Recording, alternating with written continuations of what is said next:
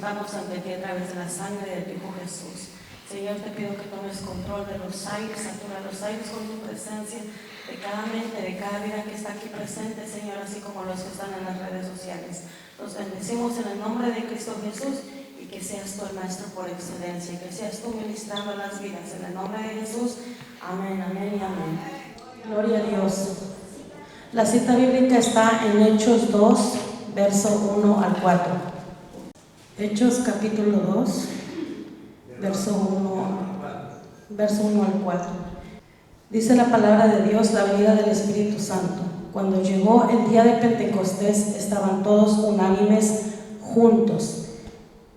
Y de repente vino del cielo un estruendo, como de un viento recio que soplaba, el cual llenó toda la casa donde estaban sentados. Y se les aparecieron lenguas repartidas como de fuego, asentándose sobre cada uno de ellos, y fueron todos llenos del Espíritu Santo, y comenzaron a hablar en otras lenguas según el Espíritu les daba que hablasen. Se pueden sentar, hermanos. Gloria a Dios. Primeramente, le damos la gloria y la honra a Dios. Es un privilegio estar aquí, pero también es una responsabilidad. Vemos aquí, primeramente en el versículo 1, dice que cuando llegó el día de Pentecostés, ¿verdad?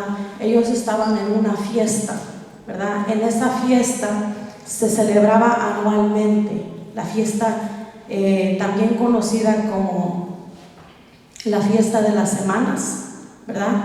Y vemos aquí en este libro de Hechos, dice que en el capítulo 1, ¿verdad?, se estaba preparando para el nacimiento de la iglesia, y en el capítulo 2 vemos nacer a la iglesia.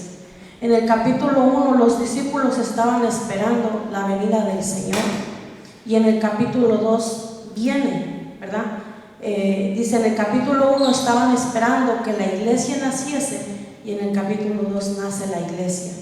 En el capítulo 2 en el capítulo 1 los discípulos fueron equipados, y en el capítulo 2 son capacitados. En el capítulo 1 los creyentes son retenidos, y en el capítulo 2 son enviados, ¿verdad? Entonces ellos estaban esperando ¿qué? La venida del Espíritu Santo. Era una fiesta, ¿verdad?, que celebraba la venida del Espíritu Santo, pero también era el comienzo de la iglesia cristiana. Nosotros sabemos que esta iglesia el Señor la saturó con su presencia. Y vemos que Pentecostés era un festival judío anual, también conocido como la fiesta de las semanas, la fiesta de las primicias, una celebración de los primeros frutos de la cosecha. Otros dicen que era, ¿verdad?, de los primeros frutos del trigo. La ley exigía que los varones judíos fueran 3 veces al año a Jerusalén para celebrar las fiestas más importantes, y lo dice Deuteronomio 16:16. La Pascua en primavera, ¿verdad? Pentecostés viene del griego Pentecostos, que significa 50. 7 semanas y un día más tarde, dice Levítico capítulo 23, versos 15 al 16. Y los tabernáculos al final de la cosecha en el otoño. En Levítico 23 usted va a encontrar todas las fechas detalladas de los rituales y del calendario de las fiestas judías. Aquellos que se convertían al cristianismo en el día de Pentecostés eran los primeros frutos de una vasta cosecha de millones de almas, ¿verdad? En Hechos capítulo 2 verso 1 dice: había llegado el día de Pentecostés, ¿verdad? Ya dijimos que Pentecostés significa y es una fiesta.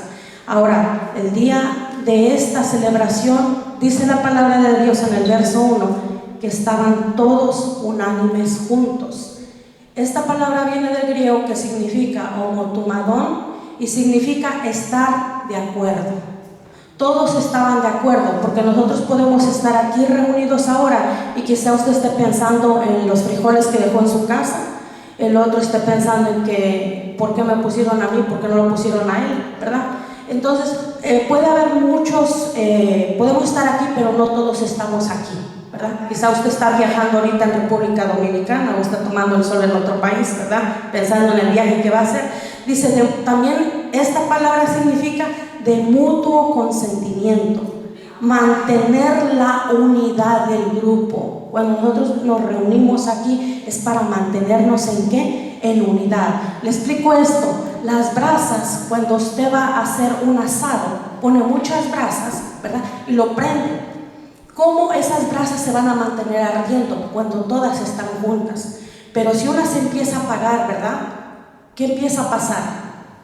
Usted, ¿verdad? Se apaga totalmente. Por eso es que nosotros no podemos apartarnos del grupo. Tenemos que estar, ¿verdad? Siempre unidos, buscar esa unidad. No podemos estar en esos desacuerdos. Dice también que esta palabra significa ser todos de una sola mente, de un compartir, un solo propósito.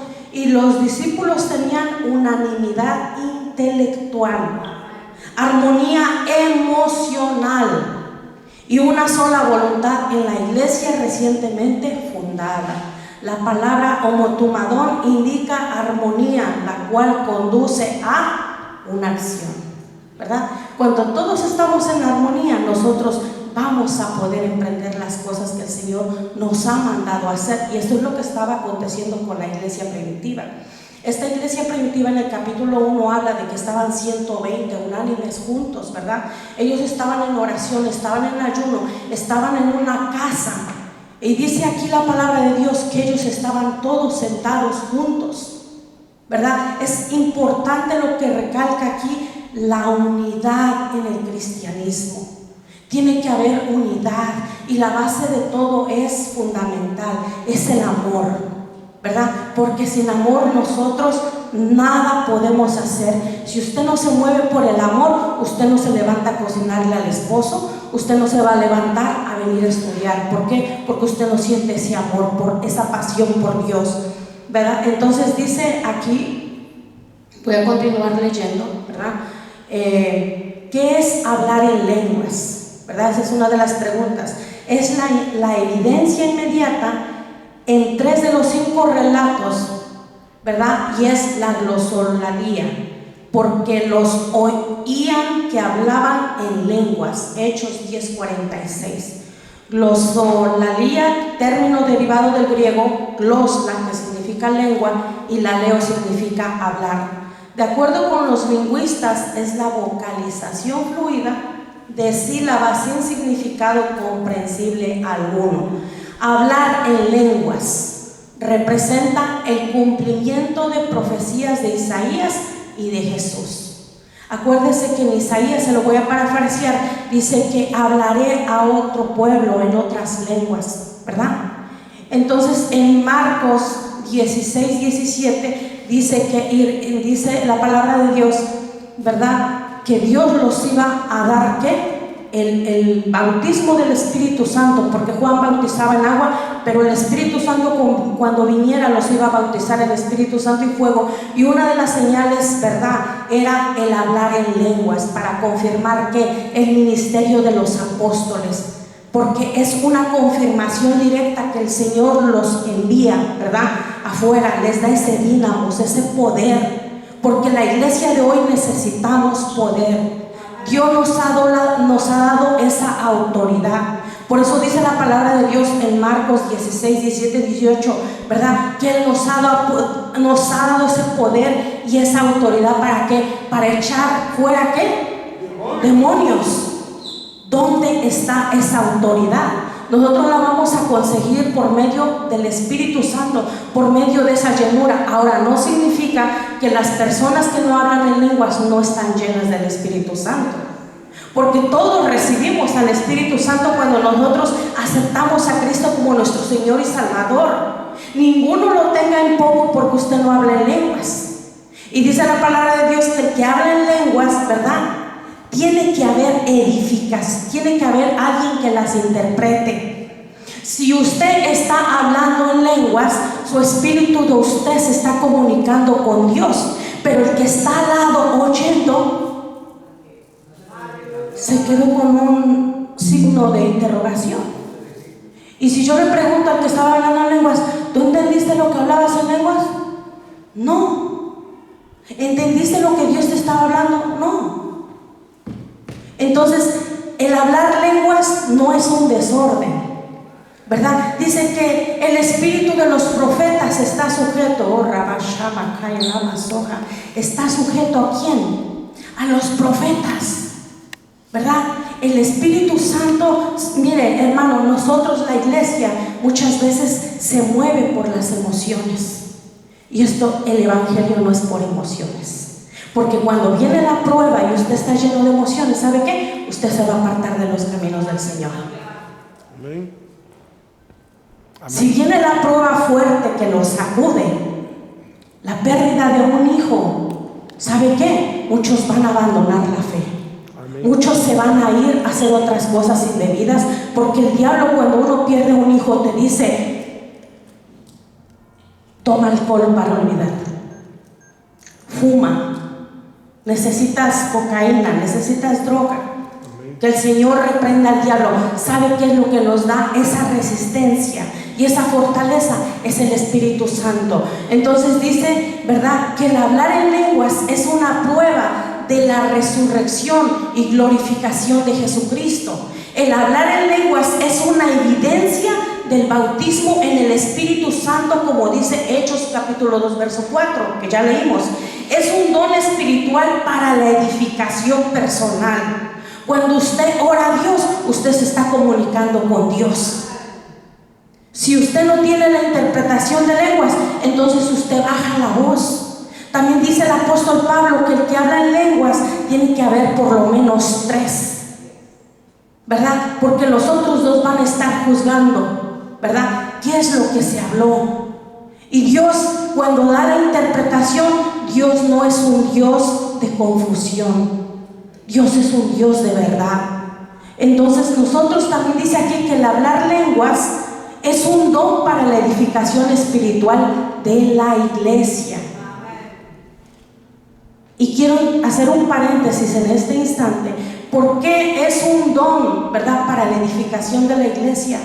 Porque muchas veces usted va a venir quizá claudicando en 2 caminos, en 2 pensamientos, diciendo: yo me voy a apartar del camino del Señor. Y de repente usted pasa y el pastor ora por usted, o su pastor donde usted se congregue, y usted recibe una palabra de aliento. Quizá usted en su vida está lleno de temores y viene y le levanta las manos y le dice: así te dice el Señor, no temas, yo te ayudo, yo estoy contigo, siempre te ayudaré. Yo te traje con propósitos a este país, a esta nación. ¿Para qué? Porque voy a hacer cosas grandes para ti, en ti, perdón, ¿verdad? Para eso son los dones, para edificar. Yo comunicaba con una persona y le decía una vez, porque otra cosa que habla acerca de los dones es la edificación, ¿verdad? Pero también es la exhortación y la consolación. El que profetiza tiene que edificar, tiene que exhortar y tiene que consolar. Y la profecía es la palabra de Dios, ¿verdad? Ahora, cuando usted recibe esa palabra, atesórela en su corazón y guárdela. Dice aquí, es un don espiritual para la comunicación con Dios en los momentos de devoción privada, como dice 1 Corintios 14:15. ¿Qué pues? Oraré con el espíritu, pero oraré también con el entendimiento. Cantaré en el espíritu, ¿verdad? Porque cuando aún nosotros nos paramos aquí a adorar a Dios, hay alabanzas que uno canta que realmente, si usted las entiende, escuche lo que dice. Cuando dice: Señor, haz de mí una vasija, quiébrame, rómpeme. ¿Qué usted está pidiendo? Señor, haz de mí una vasija, quiébrame y rómpeme, pásame por el fuego, hazme de nuevo. ¿Tú sabes lo que tú estás pidiendo? Es una prueba bien grande que va a venir a tu vida, que quizás te rompas y ya, ¿verdad?, ya el fuego nos consume. Dice que los hebreos, cuando los pusieron en ese horno de fuego, le subieron 7 veces más la temperatura y ni aún su pelo se quemó, ni aún sus ropas olían a quemado. Esas son las maravillas y las grandezas de Dios. Por eso dice que cuando oramos, oramos en el entendimiento. Y quiero hacer una pausa. ¿Por qué oramos en el entendimiento? Porque cuando usted está orando, también puede entrar algún espíritu malo y traerle cosas a usted. pensamientos. Quizá un momento usted está orando y de repente le aparece aquí que usted se enojó con la hermana, porque esa hermana me estaba mirando feo. O sea, son cosas. Por eso es que nosotros tenemos que pedirle al Señor: Señor, toma control de mis emociones, de mis pensamientos, ¿verdad? Entonces, otra cosa que también hay algo en el don de hablar lenguas, y es para que otros conozcan el Evangelio y escuchen, ¿verdad?, el mensaje de Dios. Y voy a hacer una pausa. Tuve el privilegio, no sé si conozcan a la pastora Porfiria Rodríguez en Hackensack de las Asambleas de Dios Alfa y Omega, donde me congregué muchos años. Ella estaba predicando y de repente cayó el poder de Dios de una manera sobrenatural, y ella empezó a hablar en chino. Empezó a hablar en chino, hablando y hablando en chino. Ella cerró los ojos y hablaba y hablaba y hablaba, y dijo: toda la iglesia en comunión. Todos ya sabíamos, nos agachábamos y estábamos orando. Y ella estaba hablando en chino, en lenguas chinas. Ella no tenía conocimiento del chino, nunca había entrado a una escuela china, tampoco tenía familiares chinos. Para que usted entienda que eso fue directamente un mensaje de Dios para alguien. Cuando vieron, ella estaba hablando en lenguas en chino y pasó un hombre, un chino, pasó. Y el hombre se tiró de rodillas y comenzó a llorar. La pastora siguió orando por él. El hombre se levantó y se fue. A los 8 días el hombre regresó con toda su familia. Él estaba llorando y él dijo que él quería decir unas palabras. Cuando él habla, él dice: yo vine a la casa de Dios. Y la pastora estaba hablando en chino.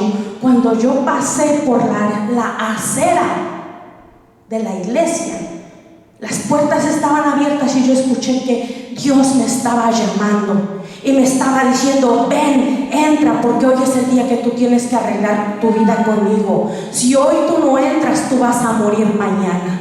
Te estoy dando el último chance. Esa persona entró, aceptó a Cristo como su Señor y Salvador, y ¿sabe qué? Él trajo como testimonio a toda su familia, porque él comunicó el mensaje que Dios le había dado a través de esas lenguas. Por eso es que cuando el Espíritu Santo se derrama, nosotros no podemos estar mirando al aire como espectadores. Tenemos que ponernos en comunión, porque el hablar en lenguas son misterios que uno habla con Dios. Y dice que el que las habla las debe interpretar, pedirle en oración: dame la interpretación de estas lenguas. Y la gloria sea para Dios. En la manera que a mí el Señor me dio mi carrera como asistente dental fue con la interpretación de lenguas. El pastor hablaba aquí en lenguas y Dios me da una visión al instante y me da la interpretación y me dio instrucciones de cómo iba a darme mi carrera. Y me dijo: lo que a muchos les ha costado, a ti no te va a costar, porque yo soy el que pago todo. Yo te voy a dar un nuevo lenguaje, tú vas a tener una profesión. ¿Y saben qué? Esa palabra se cumplió al año. Y la gloria yo se la doy a Dios. ¿Sabe por qué? Porque es necesario pedir el don de interpretación de esas lenguas. ¿Qué es lo que usted está hablando? Así como hay lenguas angelicales, ¿verdad? Muchas veces hemos escuchado las maravillas de Dios. Una vez estaba ahí y había una persona en el fondo hablando en lenguas. Qué bonito es cuando el alma o el espíritu de esa persona le dice al Señor: Señor, yo te alabo, te glorifico y te exalto, y extraño volver a caminar en esas calles de oro mar de cristal. ¿Ustedes saben los pelos cómo se le enchinan a uno? El don de lenguas dice que en medio, ¿verdad?, es un medio a través del cual el Espíritu Santo intercede por nosotros en oración. Dice Romanos 8:26: y de igual manera el Espíritu nos ayuda en nuestra debilidad, pues ¿qué hemos de pedir como conviene? No lo sabemos, pero el Espíritu mismo intercede por nosotros con gemidos indecibles. Quizá usted está orando por una casa y Dios conoce el futuro y Dios está haciendo que tú intercedas porque vas a tener un accidente. Esos son misterios, son cosas que nosotros tenemos que pedirle al Señor: Señor, ¿qué estoy hablando? Yo no quiero ofenderte, yo no quiero blasfemar tu nombre. Sabe, hermano, que 9 años yo retuve las lenguas que el Señor me dio el primer día que me bautizó en lenguas. El primer día, así, brand new, yo me paré, acepté a Cristo como mi Señor y Salvador, y el Señor me bautizó con su Espíritu Santo y fuego. Y yo retuve 9 años esas lenguas, porque yo le dije a Dios una cosa: si yo no sé lo que significa, yo no las quiero hablar, porque como yo sé que no te estoy maldiciendo a ti. ¿Sabe por qué? Porque había escuchado a una vecina que era santera, que hablaba en lenguas diabólicas. Por eso fue que yo le dije al Señor cuando me convertí: yo no quiero eso, porque yo no sé lo que estoy hablando. Y cuando el Señor vino y me bautizó en la sala de mi casa. No me bautizó en la iglesia, me bautizó en la sala de mi casa. Y después el pastor oró por mí, y ¿sabe qué? Confirmó que esas lenguas eran de Dios. Ahora, dice que el origen de hablar en lenguas se originó en el día de Pentecostés. Los presentes experimentaron la irresistible presencia de Dios. Hubo una evidente transformación en la vida y testimonio de los discípulos que fueron llenos. Aquella experiencia dio un gran ímpetu al crecimiento de la iglesia, y todos los días en el templo y por las casas no cesaban de enseñar y predicar a Jesucristo. Cuando el Espíritu Santo viene sobre una persona y la llena, es con el propósito de que salga a anunciar las buenas nuevas de Jesús, para ir a predicar el evangelio de la paz. Cuando los apóstoles recibieron esa impartición divina, gloriosa del Espíritu Santo, y fueron llenos, no nomás al hablar lenguas, ¿sabe qué? Sino que esto los llevó con un ímpetu a accionar. Dicen que el apóstol Pedro, más adelante, en su primer mensaje se convirtieron 3,000 personas. En el segundo mensaje se convierten 5,000 personas. Dios también les da el poder, ¿verdad?, de imponer, de hacer la imposición de manos. Cuando ellos imponían sus manos sobre los enfermos eran sanados. Aquellos que estaban endemoniados eran ¿qué? Libres en el nombre de Jesús. Dice que aún ponían a los enfermos así en hileras, para que cuando Pedro pasaba tan siquiera su sombra, los tocase y fuesen sanos. Se habla de un hombre más adelante llamado Eneas. Dicen que ese hombre estaba 8 años en una cama postrado, era paralítico. Y vino el apóstol Pedro, oró por él, y él le dijo: levántate de tu cama. Y él se levantó. Ese es el poder. Eso es lo que el Señor está buscando. Y dice Marcos 16, 17, 18: y estas señales seguirán a los que creen. En mi nombre echarán fuera demonios. Dice que si tomasen en sus manos serpientes, ¿verdad?, no les harán daño. Y si tomasen cosa mortífera, no les hará daño. ¿Cuántas veces nosotros hemos comido cosas caducadas y no nos han hecho daño? Pero aquí el Señor estaba hablando especialmente a sus discípulos, porque Él se fue y dijo: cuando yo me vaya, estas señales, estos milagros van a seguir. No es que se llevó estos milagros con Él, ¿verdad? Ahora, lo más importante de todo esto, ya para terminar, qué lindo es que el Señor nos llene, pero lo más importante no es el hablar en lenguas. Lo más importante está en el capítulo 13 de Primera de Corintios, que es el amor. Si yo hablase lenguas angelicales y no tengo amor, nada soy. En la preeminencia del amor, Primera de Corintios 13:13 dice: y ahora permanecen la fe, la esperanza y el amor, estos 3, pero el mayor de ellos es el amor. No importa cuántas lenguas yo hable, ¿verdad? No importa si tengo todos los dones, el fundamento de todos los dones es el amor. No la experiencia de un don es lo que califica a aquellos que ejercitan los dones espirituales. De esta forma, en la administración, ¿verdad?, de los dones se tiene que administrar con amor.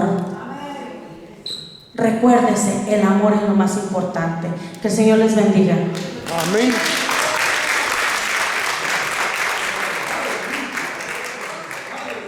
Gracias, hermana.